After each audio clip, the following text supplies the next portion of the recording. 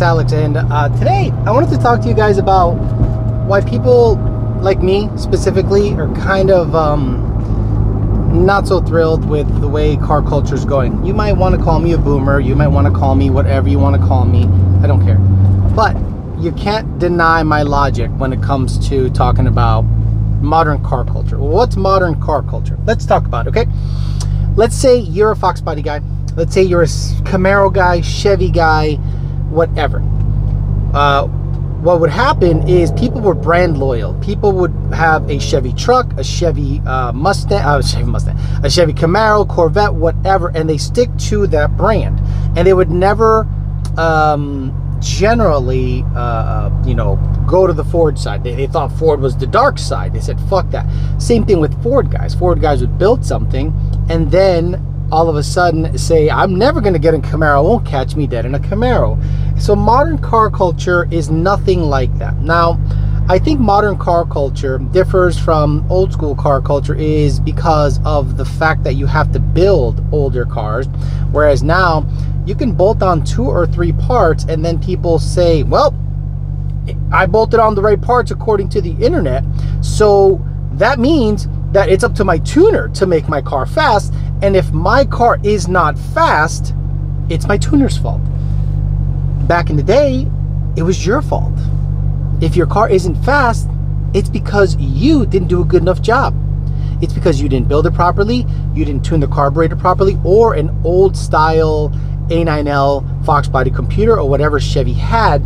Generally, the configuration was blamed for the car's lack of performance, not the tuning company. The other thing that happened was loyalty to the brand has dwindled. Why has it dwindled? To be honest, modern car guys live on a credit-based system. Let's go through that. You can get into a Mustang for about $38,000 to $42,000. The way the banking system works now, it's kind of fucked up. Let's be honest. They're gonna give some kid, a 20-year-old, finance him, give him the ability to finance a new Mustang for $2,000 down, which is a tax return. You all know that's what you do. It's a tax return or whatever. You can, scrounge up $2,000, and you're going to have a $700 to potentially $800 monthly payment on a younger person's credit because they're just giving these cars or giving loans to anybody. They did that before. Predatory lending was a thing when it comes to the housing market. I think now they're starting to do it with these cars, and you see repos up the ass. People like Parts Farm, Copart have lots full of modern muscle cars that people just didn't pay for or were paying 25%, and then they just ditched on the car.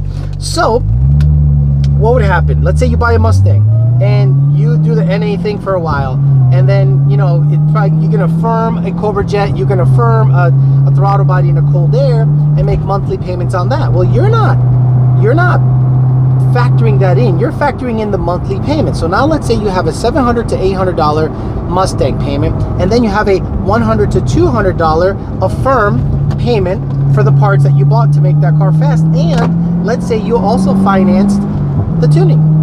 So you're all in $1,000 to $1,100 a month on potentially a low 11-second, high 10-second Mustang. Pretty good. So guys get on social media, they stunt. What's hot right now? Oh, you know what's hot right now? Bead locks. Okay, let's go ahead and get some bead locks and affirm those. So now you affirm those things, and your monthly payment is another $100 to $200. So now you're all in on your NA 10-second car for $1,500 a month for the foreseeable future. Because affirm is like, it's not like I might be wrong on who the actual bank that backs affirm is, but I think it's like a credit card, right? Maybe you guys will tell me in the comments how affirm works. I have no idea. Whereas before, you would save up to buy an intake. You would save up to buy cylinder heads. You would save up to buy a Tremec transmission, T56 or whatever. So you stuck around with that platform for a long time. Well, what ended up happening with modern car culture? You're now in $1,100, $1,200, $1,300 on car payment and affirm stuff on an NA car, and you trade it in because the scat pack's quicker. because social media told you so. The ZL1 is a better car. Oh, the Camaro is a better NA car than a Mustang. So I'm going to go build a Camaro. So guys just trade their car in. The used car market was pretty strong for a while there based on supply. So come on in. Trade in your Mustang for a Camaro. So now you did the exact same thing on a Camaro because you wanted to do the NA thing. How many of you guys know somebody that switches platform constantly?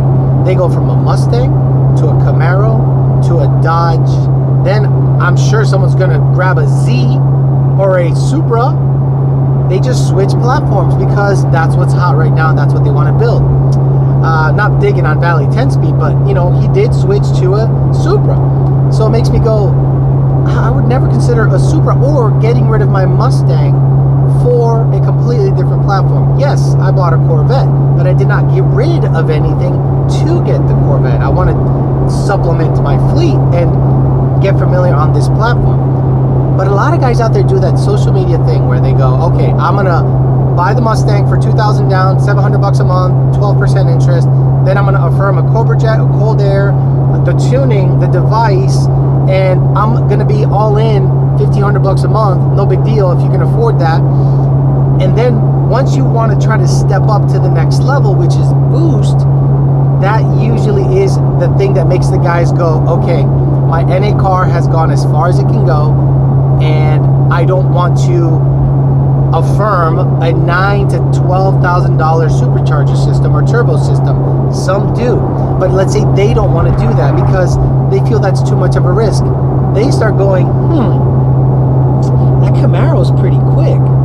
I think I can get $38,000 for my car, roll over whatever profit I do make because dealers are getting really aggressive with their trade-in value, and I'll roll it into the Camaro. I'll pay off the Affirm stuff, and bada bing, bada boom, I'm back in business in a 10-speed Camaro that has a bigger motor, and I might be able to make it go faster with, naturally aspirated modifications than I would booster than I would with the Mustang. Let's say than I would with the Mustang. You generally on a Camaro, because of the displacement, you can go further NA, in my opinion, with a Camaro if you're gonna, compare it to a Mustang based on displacement. But that's not my point. My point is that is modern car culture, whereas old school car culture, guys were Ford diehards, guys were Chevy diehards, and they would have the same car for 10 to 15 years. I know people like Paul Stanley up in Massachusetts. Jeff Cornell has a Capri, and he's had Mustangs for a very long time. I know people that have had their cars for Jake Conant up in Massachusetts. He's a state trooper. He's had his Cobra for as long as I can remember. I remember when that thing was one of the quickest factory computer Cobras in a long time. He went from a T56 to a ported Eaton to a C4 transmission to then turbo. I remember the big bumper dragging wheelie he did where it went up on one tire. That was like viral for the day. So you follow those people because of their commitment to the platform. Whereas now, the guys are not committed to a platform. They're committed to clout. They're committed to what's hot right now. They're committed to, I want to be relevant. And they want to be on the latest platform that does the job for the least amount of money, so they never grow into a platform. How many of you guys have been to a car meet or a car show or anything and noticed that a guy that has a decently quick Mustang doesn't know shit about cars? Like, generally doesn't know a goddamn thing about cars, doesn't wrench on his car, doesn't do anything. He just maybe has a guy bolt on some parts, and then everything else is left up to the tuner, and that's where you start hearing the my car's not running as good as it should, whatever the hell that means, so I'm gonna switch tuners.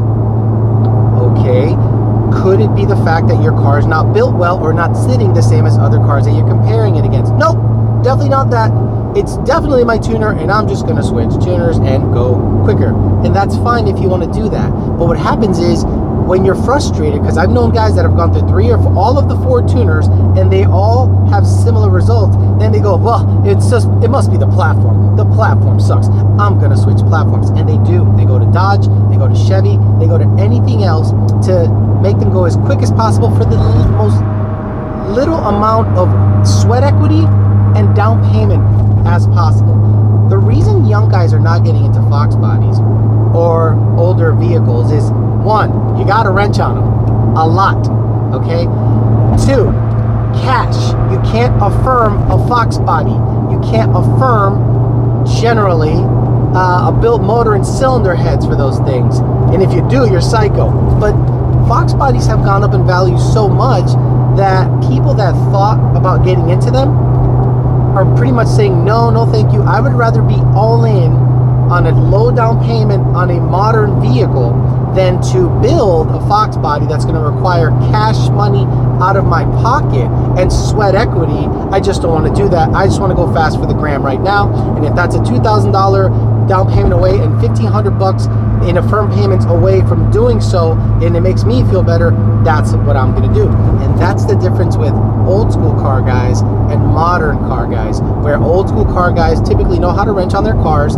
They stay with the platform pretty much for life, and they don't switch platforms easily just to chase cloud or just to chase any kind of fame or notoriety online. They stick with it and they become authorities in it, and they would never even think of doing the bouncy bounce game, going from Chevy, Camaro, Dodge stuff like modern car guys are doing. Hopefully you guys enjoy this video where I talk about modern car culture and why people like me avoid it like the plague, because there's no loyalty to it. You can't grow with it.